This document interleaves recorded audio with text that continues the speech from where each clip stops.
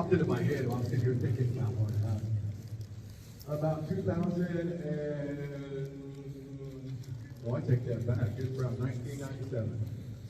I lived here in Whitehall, over on Blue Elk Lane. And I always knew the village had those children that would run around, as well as adult spirits and everything. Well, at the time, my wife went to do laundry in town, so I was doing some beadwork. I was sitting at my table. House is clean, rooms are clean, everything's put away nice and neat, windows shut and locked.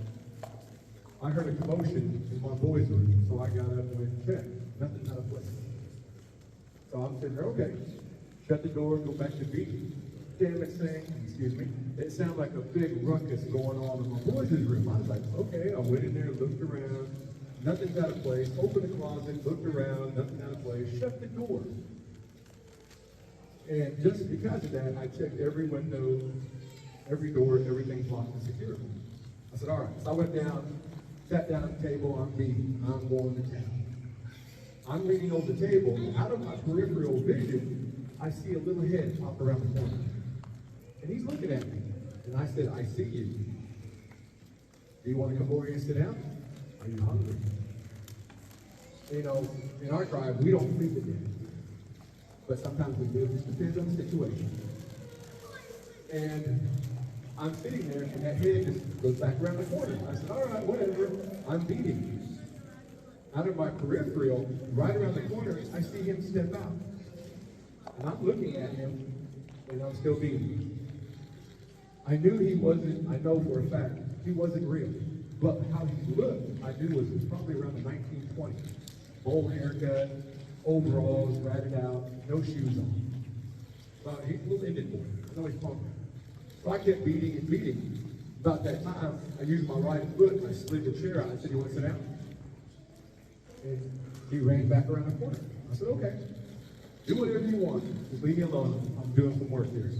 I'm beating and beating. This time he comes out around the corner. And he comes up 5 feet. He's at the edge of the table. I said, if you want to sit down, sit down. He didn't sit down. He moved closer. Now he's looking 3 feet of me. I'm sitting here beating and beating, doing my thing. And like I said, I've dealt with spirits my whole life. I know how to do that. And I said, you're going to sit down? If not, then go away. I don't have time for you. And actually, inside, I was getting a little jumpy because I've never had a spirit confront me like that before. So I said, you know what? I'm going to get up and turn the TV up a little bit. I can barely hear. I get up and I walk into my living room. As soon as I walk into my living room, he ran up right behind me. And I was like, dang, okay, he's not leaving. So I walked over to the TV, I turned it up, and when I turned back around, he's standing right here. And I'm thinking, will you move? He wouldn't move. I said, fine, I'll go around. I walked around him. My front door is open, the screen door was right there. I said, I'll be right back. I turned around, opened the screen door, walked outside. God dang, I just let the jitters go. I was just like, I've never had that happen. But I was like, dang, okay. That was a good one. You got me. I'm not going to lie. About that time, my wife pulled up. She goes, what's going on? I said, there's a spook in the house right now. He actually scared me. And it's hard to scare me, but he did it. And I went back into the house. As usual, nothing there. But he was a little boy, about yay tall. I'd probably give him about 8, 9 years old, from around the 1920s. And everywhere I go, I'm always falling into the spooky rhythm. I was on tribal council in 2010. This probably happened around 2011. Friday afternoon, spring. Everybody was going to lunch. And I said, I still have stuff to do. I'm going to stay here for lunch. I'll go later. Everybody left the building. I'm the only one in the corner office sitting there. I'm sitting there, and all of a sudden, down in the kitchen, I hear shoes. Now, what's so distinct about these shoes, they're patent leather shoes. So you guys know the sound they make, the patent leather makes on linoleum. I'm just sitting there listening, and I can hear them. walking from the kitchen, up the stairs, hitting the second deck, making their way up the stairs again, down there in the hallway. And I can hear them walking down the hallway. I'm sitting there typing away on the computer, doing my thing, and next thing you know, I hear it go to the end of my hallway. I got my door open, I'm just typing away, and I hear it come down the hallway towards my door. It stopped at my door. I turned around, there's nobody there. And I was like, oh, that's cool. Go to the end of the hallway and do it again. He didn't. I said, well, if you're not going to help me do my work, I need you to leave. The ghost got mad. He stomped off, turned around and stomped off. Went exactly the same way that he came into the room. And I'm just sitting there like thinking, that's weird. You know, I mean, when I run into crazy situations like that, usually I'll get up and freak out, but I didn't freak out on this. I just upset the spirit, he turned around and he left. So, two of my stories, I got 54, if y'all want to hear. So, I'm going to turn it over to Chris again. So, like I said, I could be here all day. Yeah, question? Have I ever ran into a skinwalker? Yes, I have. My first encounter with the skinwalker was back in around 1994. We were on the Duty Reservation, and we had relatives there. Really, my stepdad relatives. And we were hanging out with the relative's oldest son. He's about all right. So me and my younger brother, he goes, you guys want to go for a ride? Yeah, let's go for a ride. All right. There's an old swimming hole back here. A natural spring-fed swimming hole. Damn, that water is cold. And we went and swam there and then we were heading back to the house. He goes, you guys want to see something weird? Yeah, what is it? You ever seen a skinwalker? I was like, no. Do you want to see something? I was like, yeah. So me and my brother like, this is going to be interesting. So we drove through the cemetery, around the cemetery through it, stopped at a tree with bushes. He goes, you see that house right there? I said, yeah. He goes, watch. I said, what am I watching? He goes, just watch. I saw 4 dogs come up to that front window. One was a German Shepherd, one was a mangy-looking retriever, and 2 little bitty mutts. But the mutts were big enough to look in the window. I said, okay, dogs look in the window. What's the big deal about his window? Wait, watch. We're sitting there watching. I said, okay. He goes, just watch. I said, okay, you're watching. Those dogs were leaning in and looking in the house.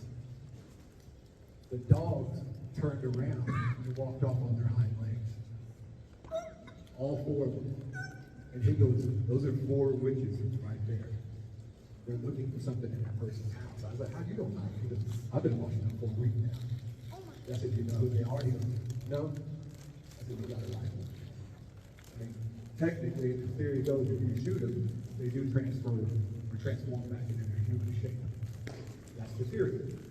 But that was my first time ever running across Skinwalker. My second time I ran across the Skinwalker was while I was in the Marine Corps. I was pulling guard duty one night, 1 o'clock in the morning. I'm doing my guard duty. I'm feeling weird. Something's not right. So I'm doing my patrol, going back and forth. And all of a sudden the hairs on my body stand completely up. And I'm like, okay, what's going on? I looked over in the northeast corner. We have 10-foot fences, razor wire going around the top. There's an owl sitting on that razor wire, that corner post. I'm looking at it, and I was like, get out of here, go on. I don't need none of your crap right now, go away. It wouldn't leave. It went, woo. I was like, oh, no, you didn't. I grabbed a rock. Boom! I should have hit him. But what does he do? Moves his head. The rock missed him. I was like, oh, no. I grabbed another rock, I threw it again. This time he swimming. I saw the rock go by here. I was like, oh, I want to cuss so bad. I'm sorry, guys. But what happened? After that, the owl took off, flew in the ditch. There's a ditch in the back of the armory. I hear something moving around. I get up, unsling my rifle. I got it ready. I'm looking through the fence. There's a huge 6 foot, 6.5 foot bush down there. I see a head pop out. And it's a coyote. To me, it looked like a coyote. And it pulled back in. I said, "You're not scaring me. You kind of got me uneasy, but you're not scaring me." It ran to the other side of the bush. Peeked out and looked at me. What was so different about it? The head was 5.5 feet off the ground. And I'm just like, "Yeah, okay, all right, cool. All right." So I turn around, walk, make my round. I come back. I don't see him no more. I said, "Where did he go?" Right next to the armory is motor TV. I hear something fall back there, an oil pan or something. I Robin Hood my rifle, slung it around me, ran to the side of the building, ran up on the top of the building, took my rifle off. I'm going straight down, following. And I get to the edge of the building. I look off the edge of the building. I don't see nothing. All I see is the oil deck over there where they're changing out oils up to 5 tons and everything. And I'm like, "Where he going? Where he going? I'm looking. All of a sudden, I see this head come up on the other side of this wall. Then the shoulders stand up. Then it stretched. I see 2 pointed ears up, no neck, shoulders. He stopped. I'm not gonna lie, he stopped. And I'm just like, "Oh, heck no." Then he gets out of the building. He's walking on 2 legs. They don't walk normally. When they walk, they walk. And I'm just like, "Oh, heck no, heck no, heck no." And I got my rifle. I'm following, I'm debating. Should I shoot it? Should I shoot it? Should I kill it? If I kill it, there's a chance it will transform back into a human. I'm thinking about all the old stories and legends I was told about Skinwalker. I'm following. At that time, I grabbed my radio. "Sergeant, get up here now!" And he's like, "What's going on? What's going on?" "Get up here. There's someone gonna be dead. Take your pick." I hear the alert go off. I have 7 Marines running full blast, full gear. Weapons ready. They're ready to kill. They get to the first fence line where all the LAVs are on the first deck. I see them. I'm on top of the roof. I'm following still. I'm on the other side, the west side of the building now, following them. And I can see them guys. I said, "Get up here now. They Bluff, what's going on? What's going on?" And they talk to me, I said, "If I tell you, you're not going to believe me, just get your butts up here."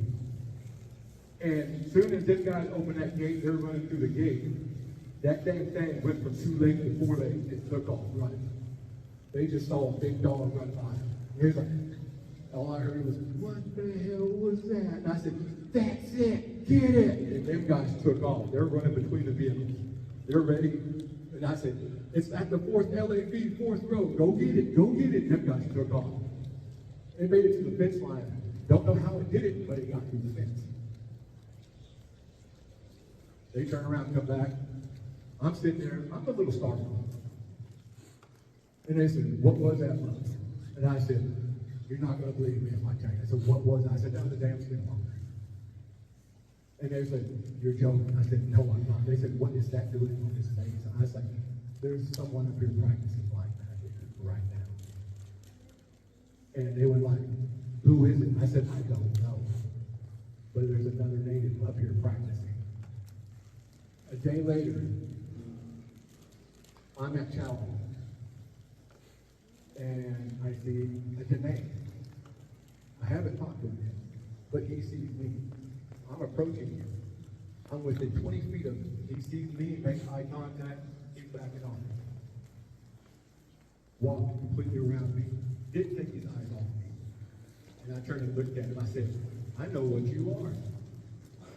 And he backed off real quick. And I said, "I see you up there again. I'm unloading." He backed off. He wasn't seen for a couple of weeks until Romeo was up there. Romeo had to do his duty up there. But he wasn't up there 30 minutes. He's screaming over the radio, "Get me out of here, get me out of here now, get me." He is screaming at the top of his lungs. React goes off, boom. We're running, I'm geared up, I got my weapon, I am hauling up 3/4 of a mile to get to him. All those guys are running. We get up there. I hate saying this, but this is what happened. We get up there, he's at the gate, shaking the gate because he's padlocked in. Sergeant unlocks it. He kicks that gate open. And he's still got his weapon loaded and ready. So we ended up tackling him, throwing him on the ground, face down, took his weapon away from him. And you guys know the color of Walkman, right? Black. He is a black Marine, a dark green Marine. When we put the flashlight on him, he was gray. That is how scared he was. He went from black to gray. He got sectioned out with a Section 8 2 weeks later because of what he saw. And I asked him, did you see it? He looked at me and he didn't say nothing. I said, was it on 2 legs? And all he did was shake his head, yes. I said, I know what you saw. As soon as I was getting ready to confront this other Marine, his name was Yellowhead. And as soon as I got there, I found out he left 2 hours before the meeting. Going to make things right. And I was going to take him out the pit and lift his butt real quick for what he did. But he transferred out. So I guess he wanted to do one more scare. And he got Romeo. But Romeo was Section 8 out of the Marine Corps. And when I last seen him, he was walking out on his own power. But a little after I understood talking to 511 artillery, he actually went into the funny part. So he was actually in a mental institution from what he saw.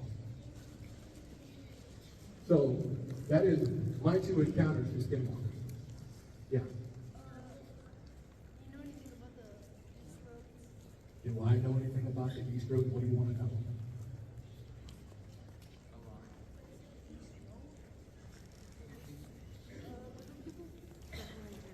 Speak up, my game. Little people. Little people are not on the East Road. You'll see a lot of ghosts on the East Road every now and then you run across the Sasquatch crossing. Little people are over the East Timbers. They'll go all the way back around Ambrose Senate's property on the East Road. Anything else? Have you ever seen a jack-o'-lantern? A jack-o'-lantern and saying it's a little person. They just got different names. Yes, I have. Have you ever followed one? No. Why would I want to follow one? Would you follow one? Are you crazy? Yeah. They probably wouldn't see you for 2 weeks. I guarantee you that if you did follow one. So, when we were little, I'm talking grade school, first grade, kindergarten time, we lived on the East Road with my grandparents. We used to ride the bus to school. On foggy mornings, really foggy mornings, you could actually step on the front porch and look at the field and you would see little lights running around out there. They look like lightning bugs, but they're not lightning bugs. What makes them so different is you'll have all different colors. You'll have pink, reds, oranges, yellows, white. You name it, they're out in the field chasing each other. You can actually see them in the field early in the morning on foggy mornings. But we never went out. Grandma walked us out to the school bus and picked us up. When we left, she went back inside the house. That's one of the ways. So I'm putting this back over to these guys so they can fall asleep. Let's give them a round of applause for that. That was awesome. Good stuff.